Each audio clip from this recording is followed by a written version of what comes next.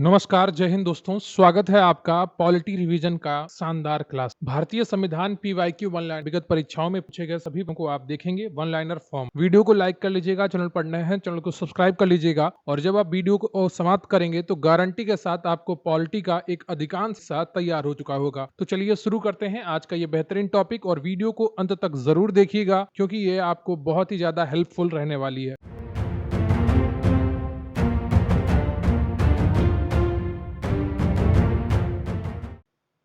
तो अभी हम जो टॉपिक करने वाले हैं वो है वन लाइनर सामान्य ज्ञान भारतीय राज्य व्यवस्था। पहला प्रश्न है आपका कि कौन सा अनुच्छेद राज्यपाल को अध्यादेश जारी करने की शक्ति प्रदान करता है। उत्तर है आपका अनुच्छेद 213।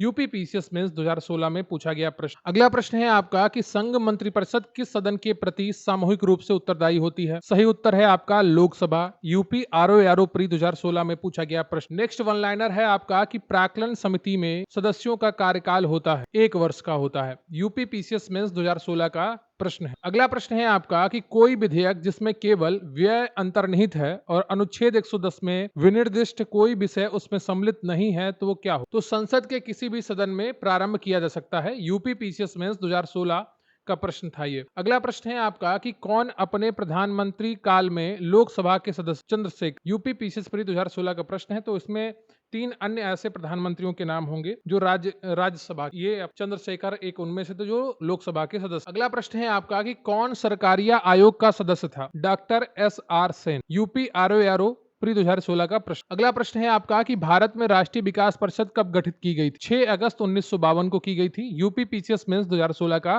प्रश्न। अगला प्रश्न है आपका कि किस अनुच्छेद के अनुसार भारतीय संविधान अंतरराज्य परिषद के संबंध में प्रावधान करता है। सही उत्तर है आपका अनुच्छेद 263 के अनुसार। यूपी पीसीएस प्री 2016 में पूछा गया प्रश्न। अगला प्रश्न है आपका कि कौन एक भारतीय संविधान के अंतर्गत आपात की घोषणा का आधार नहीं हो सकता। सही उत्तर है आपका आंतरिक शांति। यूपी आरओ प्री 2016 का प्रश्न है। सशस्त्र विद्रोह होना चाहिए तभी आपातकाल की घोषणा हो सकती। अगला प्रश्न है आपका कि भारतीय संविधान के अनुच्छेदों में से किसका व्यवहार में क्रियान्वयन कभी नहीं हुआ है। सही उत्तर है आपका अनुच्छेद 360 का। यूपी पीसीएस मेंस 2016 का प्रश्न है कि भारतीय संविधान के अनुच्छेदों में से किसका व्यवहार में क्रियान्वयन कभी नहीं हुआ। अनुच्छेद 360। अगला प्रश्न है आपका कि राज्य वित्त आयोग है एक संवैधानिक संस्था है। यूपी पीसीएस प्री 2016 का प्रश्न है। अगला प्रश्न है आपका कि 14वें वित्त आयोग के अध्यक्ष कौन। YV रेड्डी थे। यूपी पीसीएस प्री 2016 में पूछा गया प्रश्न है। 16वें वित्त आयोग के अध्यक्ष अरविंद पनगड़िया हैं और 15वें वित्त आयोग के अध्यक्ष नंद किशोर सिंह थे या NK सिंह थे। अगला प्रश्न है आपका कि पिछड़े वर्ग का नागरिक कौन सा एक संविधान भी में परिभाषा नहीं है आर्थिक दृष्टि से पिछड़े। ये 2016 में नहीं थी, अब EWS के तहत ये परिभाषा आ गई है। अगला प्रश्न है आपका कि काका साहेब कालेलकर आयोग किससे संबंधित थे। पिछड़े वर्ग से। यूपी पीसीएस प्री 2016 का प्रश्न। और आर्थिक रूप से पिछड़े का प्रश्न पूछा गया है यहाँ पर और जो जोड़ा गया है वो आर्थिक रूप से कमजोर। ठीक है। EWS economically weaker section. ठीक है।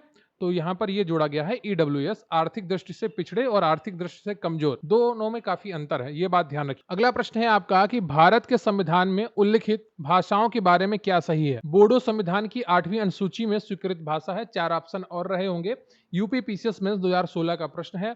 जब संविधान लागू हुआ था तो कुल 14 भाषाओं को 8वीं अनुसूची में शामिल किया गया था। वर्तमान में कितनी भाषाएं 8वीं अनुसूची में है कमेंट करके बताइए। अगला प्रश्न है आपका कि नगर पालिकाएं संविधान के किस भाग से संबंधित हैं। उत्तर है भाग 9 का। यूपी आरओ प्री 2016 का प्रश्न है। अगला प्रश्न है आपका कि अनुसूचित और जनजाति क्षेत्र का वर्णन किसमें है। संविधान के भाग 10 में है। यूपी आरओ प्री 2016 का प्रश्न। अगला प्रश्न है आपका कि 2014 the route election that changed India पुस्तक के लेखक कौन है। राजदीप सरदेसाई हैं। यूपी पीसीएस प्री 2016 में पूछा गया प्रश्न। अगला प्रश्न है आपका कि सांसदों द्वारा किसका निर्वाचन किया जाता है। भारत के उपराष्ट्रपति का। यूपी पीसीएस प्री 2016 का प्रश्न है। भारत के उपराष्ट्रपति का निर्वाचन चुने हुए सांसदों द्वारा किया जाता है। अगला प्रश्न है आपका कि न्यायालय द्वारा मंत्रियों के किस कृत्य की जांच नहीं की जा सकती है। यूपी पीसीएस मेंस 2016 का प्रश्न है। सही उत्तर है आपका मंत्रियों द्वारा राष्ट्रपति राज्यपाल को दिए गए सलाह का। ठीक है, सलाह होगा यहाँ पर, सलाह। तो न्यायालय द्वारा मंत्रियों के किस कृत्य की जांच नहीं की जा सकती है। मंत्रियों द्वारा राष्ट्रपति और राज्यपाल को दिए गई सलाह की जांच नहीं कर सकता कौन। न्यायालय। अगला प्रश्न है आपका कि विश्व के कितने देशों में अनिवार्य मतदान की व्यवस्था लागू है। लगभग 22 देशों में अनिवार्य मतदान की व्यवस्था लागू है। यूपी पीसीएस प्री 2016 का प्रश्न अगला प्रश्न है आपका कि भारतीय संविधान के अनुच्छेद 243 जेड जे के अनुसार सहकारी समिति के निदेशकों की अधिकतम संख्या कितनी हो सकती है? 21। यूपी पीसीएस प्री 2016 का प्रश्न। अगला प्रश्न है आपका कि पंचायत चुनावों में अनुसूचित जातियों के लिए पदों का आरक्षण किस राज्य में लागू नहीं होगा? सही उत्तर है आपका Arunachal Pradesh. UP PCS pre 2016 का प्रश्न। अगला प्रश्न है आपका कि कौन पंचायतों की संरचना के बाबत उपबंध करने को अधिकृत? राज्य का विधानमंडल। यूपी पीसीएस प्री 2016 का प्रश्न। अगला प्रश्न है आपका कि संविधान के किस भाग में पंचायती राज व्यवस्था संबंधी प्रावधान दिए गए हैं? सही उत्तर है आपका उत्तर भाग 9। UP PCS pre 2016। अगला प्रश्न है आपका कि पंचायती राज व्यवस्था क्यों अपनाई गई थी? सही उत्तर है आपका लोकतंत्र की शक्तियों के विकेंद्रीकरण के लिए। यूपी पीसीएस प्री 2016 का प्रश्न। अगला प्रश्न है आपका कि पंचायतों में से किन्हें उत्तर प्रदेश में जिला योजना में सम्मिलित किया जाता है? सही उत्तर है आपका नगर पंचायत, ग्राम पंचायत और क्षेत्र पंचायत। यूपी पीसीएस प्री 2016 का प्रश्न। अगला प्रश्न है आपका कि दलीय व्यवस्था किस एक व्यापक व्यवस्था का अंग है? सही उत्तर है आपका आर्थिक व्यवस्था।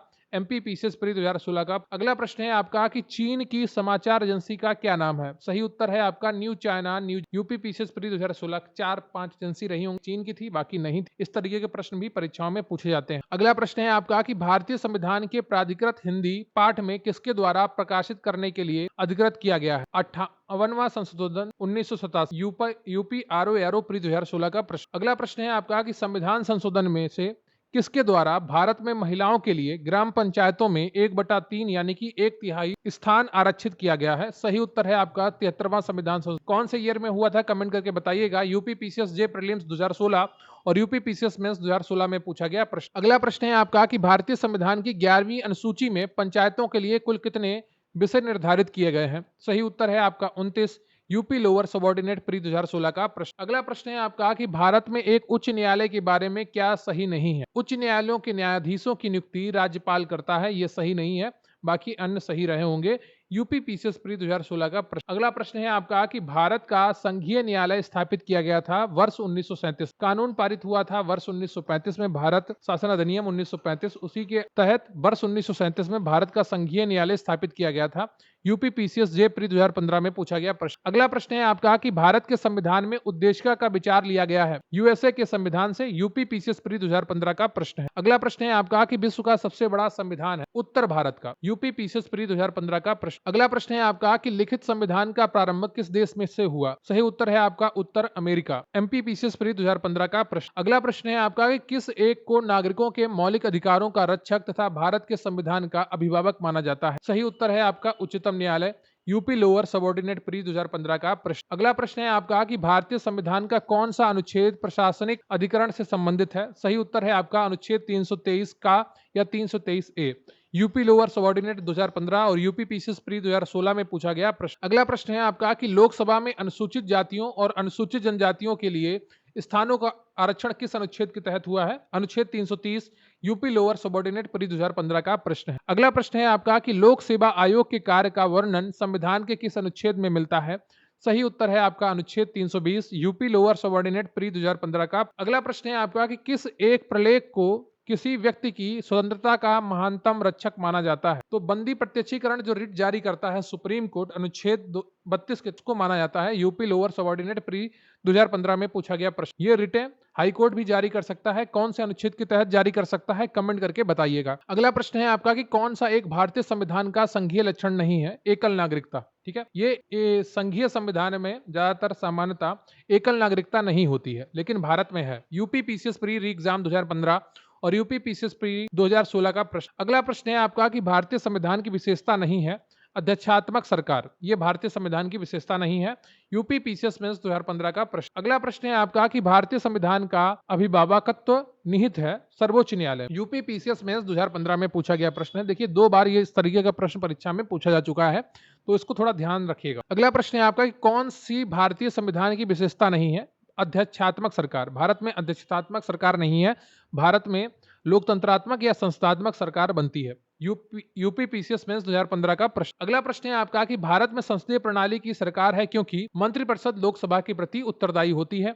आईएएस प्री 2015 का प्रश्न। अगला प्रश्न है आपका कि भारत के संविधान की चौथी अनुसूची विवेचित करती है राज्यसभा में स्थानों के आवंटन को। यूपी पीसीएस मेंस 2015 का प्रश्न। अगला प्रश्न है आपका कि भारत के संविधान के अंतर्गत किसको राज्यों की सीमाओं में परिवर्तित करने की शक्ति प्राप्त है? संसद को प्राप्त है। यूपी पीसीएस मेंस 2015 का प्रश्न है। अगला प्रश्न है आपका कि भारत के संविधान की 5वीं अनुसूची और 6ठी अनुसूची के उपबंध किस लिए किए गए हैं? सही उत्तर है आपका अनुसूचित जनजातियों के हितों के संरक्षण के लिए। आईएएस प्री 2015 का प्रश्न। अगला प्रश्न है आपका कि अनुच्छेद 76 में प्रावधान है भारत के महान्यायाधि के लिए। यूपी पीसीएस मेंस 2015 का प्रश्न। अगला प्रश्न है आपका काम की न्याय संगत और मानवोचित दशाओं का तथा प्रसूति सहायता का उपबंध किसमें है? अनुच्छेद 42 में। UP PCS pre 2015। अगला प्रश्न है आपका कि अनुच्छेद 45 के अंतर्गत किस श्रेणी के बच्चों के लिए मुफ्त और अनिवार्य शिक्षा का प्रावधान किया गया है? 6 वर्ष तक के बच्चों के लिए। यूपी पीसीएस प्री 2015 का प्रश्न। अगला प्रश्न है आपका कि संविधान सभा द्वारा संविधान को अंगीकृत किया गया था? उत्तर है 26 नवंबर 1949 को। यूपी पीसीएस मेंस 2015 का प्रश्न। अगला प्रश्न है आपका कि भारतीय संविधान के किस अनुच्छेद में 42वें संविधान संशोधन विधेयक द्वारा मूल कर्तव्यों को सम्मिलित किया गया था? अनुच्छेद 51A में। यूपी पीसीएस प्री 2015 का प्रश्न। अगला प्रश्न है आपका कि भारतीय संविधान में समानता का अधिकार 5 अनुच्छेदों द्वारा प्रदान किया गया है, वे कौन से हैं? अनुच्छेद 14 से अनुच्छेद 18 तक। यूपी लोअर सबऑर्डिनेट प्री 2015 का प्रश्न है। अगला प्रश्न है आपका कि संविधान की आत्मा कहलाता है? उत्तर है आपका कि संवैधानिक उपचारों के प्रति अधिकार। अनुच्छेद 32। यूपी पीसीएस मेंस 2015 का प्रश्न। अगला प्रश्न है आपका कि संपत्ति के अधिकार को समाप्त कर दिया गया है 44वें संविधान संशोधन द्वारा 1978 में। ये अब एक कानूनी अधिकार है अनुच्छेद 300 का के तहत। यूपी पीसीएस मेंस 2015 का प्रश्न। अगला प्रश्न है आपका कि कौन भारतीय संविधान के अंतर्गत मौलिक कर्तव्यों में सम्मिलित नहीं है? ग्राम पंचायतों के गठन में सहायता करना ये मौलिक कर्तव्यों के अंतर्गत नहीं आता है। कुल 11 मौलिक कर्तव्य हैं जो आपके रूस के संविधान से लिए गए हैं। पहले 10 जोड़े गए थे, बाद में एक और जोड़ा गया है। यूपी पीसीएस प्री री एग्जाम 2015 का प्रश्न था। अगला प्रश्न है आपका कि भारतीय संविधान के किस अनुच्छेद के अंतर्गत भारत के नियंत्रक एवं महालेखा परीक्षक की नियुक्ति होती है? अनुच्छेद 148 के तहत। यूपी लोअर सबऑर्डिनेट प्री 2015 का प्रश्न है। इसी को कैग कहते हैं। अगला प्रश्न है आपका कि किसको अपने कर्तव्यों के पालन में भारत के राज्य क्षेत्र में सभी न्यायालयों में सुनवाई का अधिकार होगा? भारत के महान्यायवादी को। यूपी पीसीएस प्री 2015 का प्रश्न है, जिसकी नियुक्ति अनुच्छेद 76 के तहत राष्ट्रपति करता है। अगला प्रश्न है आपका कि किसने भारतीय गणतंत्र के 12वें राष्ट्रपति के रूप में कार्य किया था? सही उत्तर है आपका प्रतिभा देवी सिंह पाटिल 12वीं राष्ट्रपति के रूप में कार्य करती हैं। फिर इनके बाद बनते हैं प्रणब मुखर्जी 13वें राष्ट्रपति के रूप में। फिर बनते हैं 14वें राष्ट्रपति के रूप में रामनाथ कोविंद जी, और अब हैं 15वें राष्ट्रपति के रूप में Draupadi Murmu ji. Lower subordinate pre 2015 का प्रश्न। अगला प्रश्न है आपका कौन लोकसभा के सत्र का अवसान करने के लिए प्राधिकृत है? राष्ट्रपति। यूपी पीसीएस में 2015 का प्रश्न। अगला प्रश्न है आपका कि अनुच्छेद 108 के अंतर्गत लोकसभा और राज्यसभा की संयुक्त बैठक आयोजित की जाती है राष्ट्रपति द्वारा। यूपी पीसीएस में 2015 का प्रश्न है। अगला प्रश्न है आपका कि लोकसभा में आंग्ल भारतीय समुदाय के लिए प्रतिनिधित्व का प्रावधान भारत के संविधान में किया गया है अनुच्छेद 331 द्वारा। ये अब समाप्त कर दिया गया है। ठीक है, तो यूपी पीसीएस में 2015 यूपी पीसीएस में 2017 का प्रश्न है, लेकिन इसको अब समाप्त कर दिया गया है। अगला प्रश्न है आपका किस एक को नागरिकों के मौलिक अधिकारों का रक्षक तथा भारत के संविधान का अभिभावक माना जाता है? सही उत्तर है आपका उच्चतम न्यायालय। IAS pre 2015, MP PCS pre 2015 और यूपी लोअर सबऑर्डिनेट प्री 2015 का प्रश्न। अगला प्रश्न है आपका कि भारत का संघीय न्यायालय किस वर्ष में स्थापित किया गया था? सही उत्तर है आपका 1937। यूपी पीसीएस में 2015 का प्रश्न है। अगला प्रश्न है आपका कि कौन लोकसभा के सत्र का अवसान करने के लिए प्राधिकृत है? सही उत्तर है आपका राष्ट्रपति। यूपी पीसीएस में 2015 का प्रश्न है। अगला प्रश्न है आपका कौन प्रथम जनजातीय लोक सेवा आयोग के अध्यक्ष थे?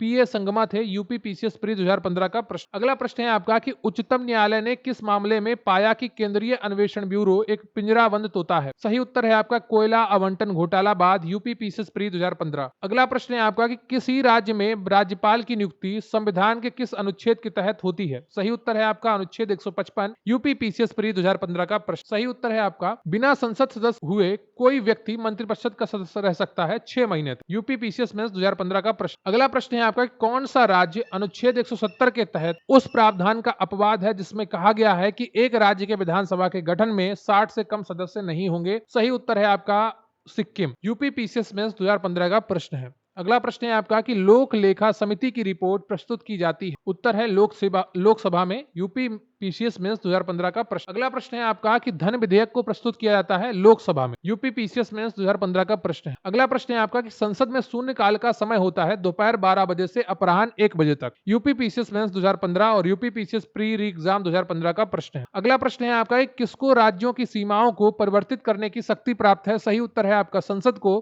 यूपी पीसीएस मेंस 2015 का प्रश्न है। अगला प्रश्न है आपका कि भारत की जनता द्वारा निर्धारित उच्चतम विधायी संस्था संसद है। संविधान में संशोधन करने का एकाधिकार किसे प्राप्त है? सही उत्तर है आपका संसद को अनुच्छेद 368 के अंतर्गत। यूपी पीसीएस प्री 2015 का प्रश्न। अगला प्रश्न है आपका कौन लोकसभा के सत्र का अवसान करने के लिए प्राधिकृत है? सही उत्तर है आपका राष्ट्रपति। यूपी पीसीएस मेंस 2015 का प्रश्न है। अगला प्रश्न है आपका कि संविधान के किस विषय सूचियों में दिए गए विषयों के अतिरिक्त विषयों पर कौन कानून बना सकता है? संसद बना सकती है। यूपी पीसीएस प्री एग्जाम 2015 तीन प्रकार की अनुसूचियां हैं, संघ सूची, राज्य सूची और समवर्ती सूची। संघ सूची पे सिर्फ केंद्र सरकार कानून बना सकती है और राज्य सूची के विषयों पर सिर्फ राज्य सरकार बना सकती है, लेकिन बना सकती है केंद्र सरकार भी, लेकिन उसके लिए अलग प्रावधान है। ठीक है। और जो समवर्ती सूची है उस पर दोनों सरकारें कानून बना सकती हैं, लेकिन अगर संघ सूची का कानून उस पर बन जाता है, केंद्र सरकार उस पर कानून बना देती है, तो फिर वही कानून सर्वोपरि होगा। लेकिन अगर कोई ऐसा विषय होता है जो तीनों सूचियों में नहीं दिया गया है, उस विषय पर कानून सिर्फ संसद बना सकती है। ये रहा आपका भारतीय संविधान पीवाईक्यू वन लाइनर। विगत वर्ष की परीक्षाओं में पूछे गए सभी प्रश्नों को आपने आज इस वीडियो में देखा है। उम्मीद करता हूं आपको ये वीडियो पसंद आई होगी और कमेंट करके आप बताइएगा कि ये वीडियो कैसा लगा। जो वीडियो के दौरान मैंने आपसे प्रश्न पूछे वो भी कमेंट में बताइएगा। Indian polity constitution one liner आपके रिवीजन के लिए बहुत ही अच्छी सीरीज है। लगातार मैं आपको वन लाइनर और एमसीक्यू के माध्यम से आपका रिवीजन करवा रहा हूं और ये सारे प्रश्न विगत परीक्षाओं में पूछे गए हैं, तो सभी प्रश्न बहुत ही महत्वपूर्ण है। वीडियो को लाइक कर लीजिएगा, चैनल को सब्सक्राइब कर लीजिएगा और कमेंट करके बताइएगा कि आपको ये वीडियो कैसा लगा। मिलते हैं अगले वीडियो में, तब तक के लिए जय हिंद, जय भारत।